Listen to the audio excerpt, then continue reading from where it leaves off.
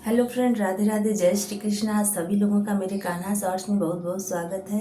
तो आज मैं श्रीमद् भागवत महापुराण का 13वां अध्याय कहने जा रही हूँ। प्लीज़ आप लोग वीडियो को ज़रूर देखिएगा। अगर पसंद है तो लाइक और सब्सक्राइब करना मत भूलिएगा। तो आज 13वां अध्याय है। विदुर जी के उपदेश से धृतराष्ट्र और गांधारी का वन में जाना। सूत जी कहते हैं, विदुर जी तीर्थ यात्रा में महर्षि मैत्रेय से आत्मा का ज्ञान प्राप्त करके हस्तिनापुर लौट आए। उन्हें जो कुछ जानने की इच्छा थी वह पूर्ण हो गई थी।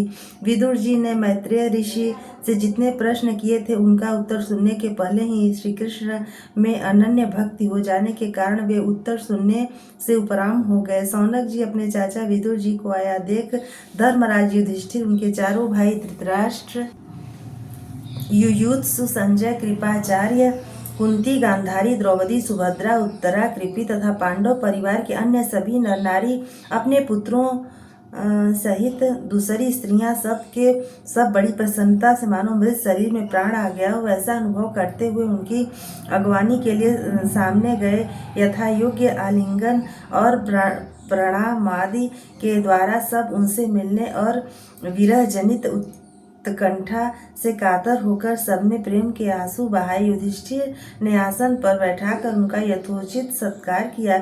जब वे भोजन एवं विश्राम करके सुखपूर्वक आसन पर बैठे थे तब युधिष्ठिर ने विनय से झुककर सबके सामने ही उनसे कहा। युधिष्ठिर ने कहा, चाचा जी, जैसे पक्षी अपने अंडों को पंखों की छाया के नीचे रखकर उन्हें सुसेते और बढ़ाते हैं, वैसे ही आपने अत्यंत वात्सल्य से अपने कर कमलों की छत्र छाया में हम लोगों को पाला पोसा है। बार बार आपने हमें और हमारी माता को विषदान और लाक्षागृह के दाह आदि विपत्तियों से बचाया है। क्या आप कभी हम लोगों की भी याद करते हैं? आपने पृथ्वी पर विचरण करते समय किस किस वृत्ति से जीवन निर्वाह किया? आपने पृथ्वी तल पर किन किन तीर्थों और मुख्य क्षेत्रों का सेवन किया? प्रभु, आप जैसे भगवान के प्यारे भक्त स्वयं ही तीर्थ स्वरूप होते हैं। आप लोग अपने हृदय में विराजमान भगवान के द्वारा तीर्थों को भी महातीर्थ बनाते हुए विचरण करते हैं। चाचा जी, आप तीर्थ यात्रा करते हुए द्वारका भी अवश्य ही गए होंगे। वहाँ हमारे सुहृद एवं भाई बंधु यादव लोग, जिनके एकमात्र आराध्य देव श्री कृष्ण हैं, अपनी नगरी में सुख से तो है न? आपने यदि जाकर देखा नहीं होगा तो सुना तो अवश्य ही होगा। युधिष्ठिर के इस प्रकार पूछने पर विदुर जी ने तीर्थों और यदुवंशियों के संबंध में जो कुछ देखा, सुना और अनुभव किया था सब क्रम से बतला दिया। केवल यदुवंश के विनाश की बात नहीं कही। करुणा हृदय विदुर जी पांडवों को दुखी नहीं देख सकते थे, इसलिए उन्होंने यह अप्रिय एवं असह्य घटना पांडवों को नहीं सुनाई, क्योंकि वह तो स्वयं ही प्रकट होने वाली थी। पांडव विदुर जी का देवता के समान सेवा सत्कार करते थे। वे कुछ दिनों तक अपने बड़े भाई धृतराष्ट्र की कल्याण कामना से सब लोगों को प्रसन्न करते हुए सुखपूर्वक हस्तिनापुर में ही रहे। विदुर जी तो साक्षात धर्मराज थे। मांडव्य ऋषि के शपथ से ये 100 वर्ष के लिए शूद्र बन गए थे। इतने दिनों तक यमराज के पद पर अर्यमा थे और वहीं पापियों को उचित दंड देते थे। राज्य प्राप्त हो जाने पर अपने लोकपालों सरीखे भाइयों के साथ राजा युधिष्ठिर वंशधर परीक्षित को देखकर अपनी अतुल संपत्ति से आनंदित रहने लगे। इस प्रकार पांडव गृहस्थ के काम धंधों में रम गए और इन्हीं के पीछे एक प्रकार से यह बात भूल गए कि अनजान में ही हमारा जीवन मृत्यु की ओर जा रहा है। अब देखते देखते उनके सामने वह समय आ पहुंचा जिसे कोई टाल नहीं सकता। परंतु विदुर जी के काल की गति जानकर अपने बड़े भाई धृतराष्ट्र से कहा, महाराज, देखिए अब बड़ा भयंकर समय आ गया है। झटपट यहाँ से निकल चलिए। हम सब लोग के सिर पर वह सर्व समर्थ काल मंडराने लगा है, जिसके टालने का कहीं भी कोई उपाय नहीं है। काल के वशीभूत होकर जीव का अपने प्रियतम प्राणों से भी बात की बाद में वियोग हो जाता है, फिर धन जन आदि दूसरी वस्तुओं की तो बात ही क्या है। आपके चाचा ताऊ भाई सगे संबंधी और पुत्र सभी मारे गए। आपकी उम्र भी ढल चुकी, सारे शरीर बुढ़ापे का शिकार हो गया। आप पराए घर में पड़े हुए हैं। ओह, इस प्राणी को जीवन रहित रहने की कितनी प्रबल इच्छा होती है। इसी के कारण तो आप भीम का दिया हुआ टुकड़ा खाकर कुत्ते का सा जीवन बिता रहे हैं। जिनको आपने आग में जलने की चेष्टा की, विष देकर मार डालना चाहा, भरी सभा में जिनकी विवाहिता पत्नी को अपमानित किया, जिनकी भूमि और धन छीन लिए, उन्हीं के अन्न से पले हुए प्राणों को रखने में क्या गौरव है। आपके अज्ञान की हद हो गई कि अब भी आप जीना चाहते हैं, परंतु आपके चाहने से क्या होगा। पुराने वस्त्र की तरह बुढ़ापे से गला हुआ आपका शरीर अपने न चाहने पर भी छिड़ हुआ जा रहा है। अब इस शरीर से आपका कोई स्वार्थ सधने वाला नहीं है। इसमें फंसिए मत, इसकी ममता का बंधन काट डालिए। जो संसार के संबंधियों से अलग रहकर उनके अनजान में अपने शरीर का त्याग करता है, वहीं धीर कहा गया है। चाहे अपनी समझ से हो या दूसरे के समझाने से, जो इस संसार को दुख रूप समझकर इससे विरक्त हो जाता है और अपने अंतःकरण को वश में करके हृदय में भगवान को धारण कर संन्यास के लिए घर से निकल पड़ता है, वही उत्तम मनुष्य है। इसके आगे जो समय आने वाला है वह प्रायः मनुष्यों के गुणों को घटाने वाला होगा। इसलिए आप अपने कुटुंबियों से छिपकर उत्तराखंड में चले जाइए। जब छोटे भाई विदुर ने अंधे राजा धृतराष्ट्र को इस प्रकार समझाया, तब उनकी प्रज्ञा के नेत्र खुल गए।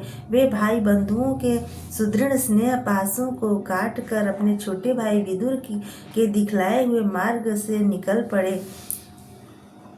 जब परम पतिव्रता सुबलनंदिनी गांधारी ने देखा कि मेरे पतिदेव तो उस हिमालय की यात्रा कर रहे हैं जो सन्यासियों को वैसा ही सुख देता है जैसा वीर पुरुषों को लड़ाई के मैदान में अपने शत्रु के द्वारा किए हुए न्यायोचित प्रहार से होता है, तब वे भी उनके पीछे पीछे चल पड़ी। अजात शत्रु युधिष्ठिर ने प्रातःकाल संध्या वंदन तथा अग्निहोत्र करके ब्राह्मणों को नमस्कार किया और उन्हें तिल, गौ, भूमि और सुवर्ण का दान दिया। इसके बाद जब वे गुरुजनों की चरण वंदना के लिए राजमहल में गए, तब उन्हें धृतराष्ट्र, विदुर तथा गांधारी के दर्शन नहीं हुए। युधिष्ठिर ने उद्विग्न चित्त होकर वहीं बैठे हुए संजय से पूछा, संजय, मेरे वे वृद्ध और नेत्रहीन पिता धृतराष्ट्र कहाँ हैं?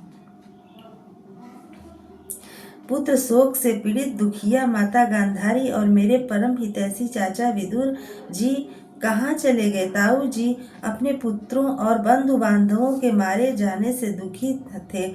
मैं बड़ा मंदबुद्धि हूँ, कहीं मुझसे किसी अपराध की आशंका करके वे माता गांधारी सहित गंगा जी में तो नहीं कूद पड़े। जब हमारे पिता पांडु की मृत्यु हो गई थी और हम लोग नन्हे नन्हे बच्चे थे, तब इन्हीं दोनों चाचाओं ने बड़े बड़े दुखों से हमें बचाया था। वे हम पर बड़ा ही प्रेम रखते थे। हाय, वे यहाँ से कहाँ चले गए? सूत जी कहते हैं, संजय अपने स्वामी धृतराष्ट्र को न पाकर कृपा और स्नेह की विकलता से अत्यंत पीड़ित और विरहातुर हो रहे थे। वे युधिष्ठिर को कुछ उत्तर न दे सके। फिर धीरे धीरे बुद्धि के द्वारा उन्होंने अपने चित्त को स्थिर किया। हाथों से आंखों के आंसू पोंछे और अपने स्वामी धृतराष्ट्र के चरणों का स्मरण करते हुए युधिष्ठिर से कहा। संजय बोले, कुलनंदन, मुझे आपके दोनों चाचा और गांधारी के संकल्प का कुछ भी पता नहीं है। महाबाहो, मुझे तो उन महात्माओं ने ठग लिया। संजय इस प्रकार कह ही रहे थे कि तुम्बुरु के साथ देवर्षि नारद जी वहां आ पहुँचे। महाराज युधिष्ठिर ने भाइयों सहित उठकर उन्हें प्रणाम किया और उनका सम्मान करते हुए बोले। युधिष्ठिर ने कहा, भगवान, मुझे आप अपने दोनों चाचाओं का पता नहीं लग रहा है। न जाने वे दोनों और पुत्र शोक से व्याकुल तपस्विनी माता गांधारी यहाँ से कहाँ चले गए।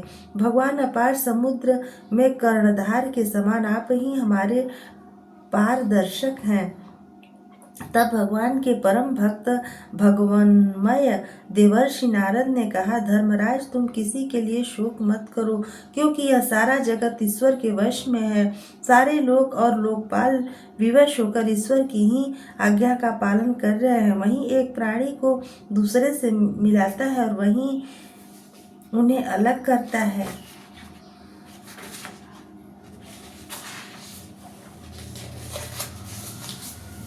जैसे बैल बड़ी रस्सी से बंधे और छोटी रस्सी से नथे रहकर अपने स्वामी का भार ढोते हैं, उसी प्रकार मनुष्य भी वर्णाश्रमादि अनेक प्रकार के नामों से वेद रूप रश्मि में बंध कर ईश्वर की ही आज्ञा का अनुसरण करते हैं। जैसे संसार में खिलाड़ी की इच्छा से ही खिलौनों का संयोग और वियोग होता है, वैसे ही भगवान की इच्छा से ही मनुष्यों का मिलना बिछुड़ना होता है। तुम लोगों को जीवन रूप से नित्य मानो या देह रूप में अनित्य अथवा जड़ रूप से अनित्य और चेतना रूप में से नित्य अथवा शुद्ध ब्रह्म रूप में नित्य अनित्य कुछ भी न मानो। किसी भी अवस्था में मोहजन्य आसक्ति के अतिरिक्त वे शोक करने योग्य नहीं है। इसलिए धर्मराज, वे दीन दुखी चाचा चाची असहाय अवस्था में मेरे बिना कैसे रहेंगे। इस अज्ञान जन्य मन की विकलता को छोड़ दो। यह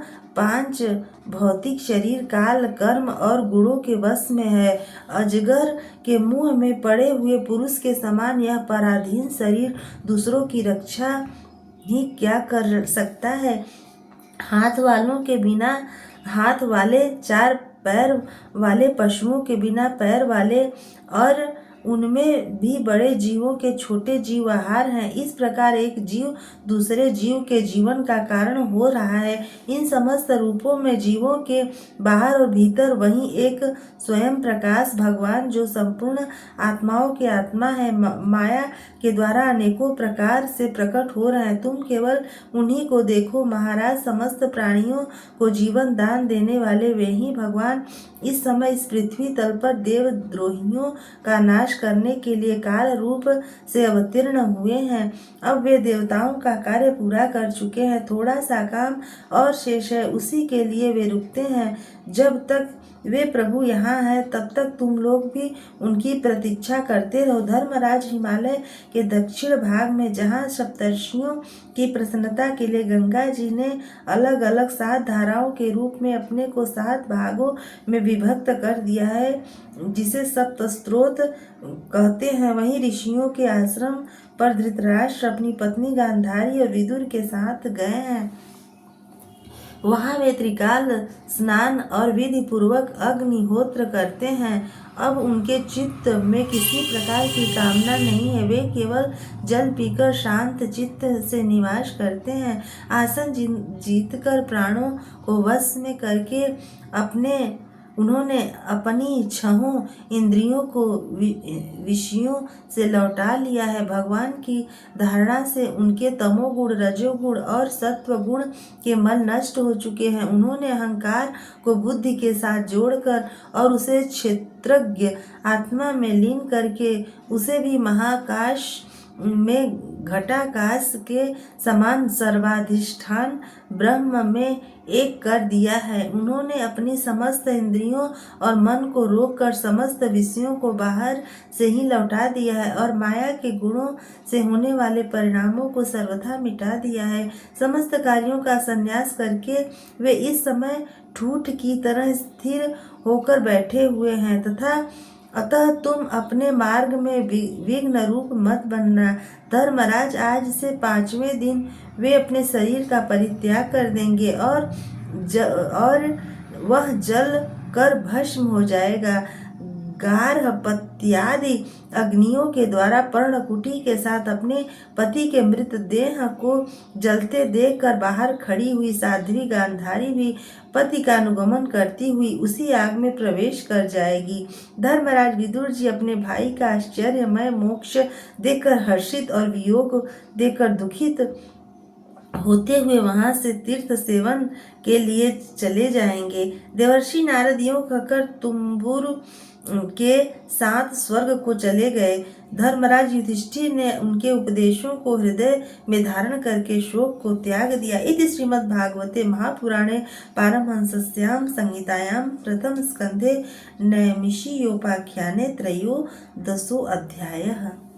श्री कृष्ण गोविंद हरे मुरारे, हे नाथ नारायण वासुदेव। श्री कृष्ण गोविंद हरे मुरारे, हे नाथ नारायण वासुदेव। राधे राधे।